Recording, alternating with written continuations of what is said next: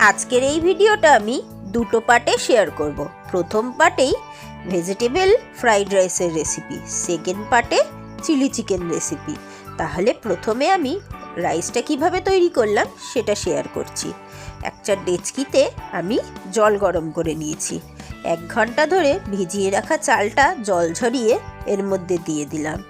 এবারে এর মধ্যে আমি দিয়ে দিচ্ছি কিছুটা পরিমাণে সাদা তেল আর অনেকটা পরিমাণে লবণ, যাতে চালটা একটুখানি নোনতা নোনতা হয়।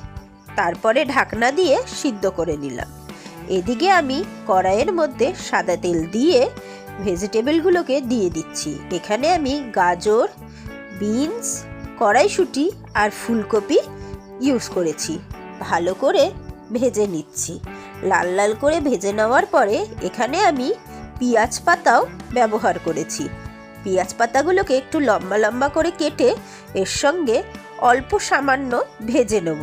পেঁয়াজ পাতা কিন্তু না ভাজলেও চলে, কিন্তু আমি একটুখানি হালকা ভেজেই ইউজ করি।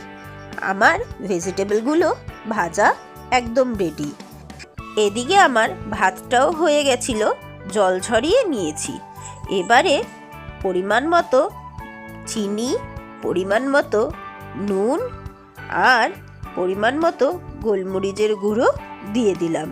ভেজে রাখা সবজিগুলো এর মধ্যে দিয়ে দিচ্ছি। এবারে উপর থেকে কিছুটা ঘি আমি দিয়ে দিলাম। এবারে ভালো করে মিক্সড করে নেব। আমি ভেজিটেবল রাইসে কিন্তু কাজু বাদাম কিশমিশ ইউজ করি না, আপনারা চাইলে ইউজ করতে পারেন। ভালো করে এটাকে এখন উল্টে পাল্টে মিক্সড করে কিছুক্ষণ ঢাকা দিয়ে রাখবো, যাতে চিনিগুলো গলে যায়।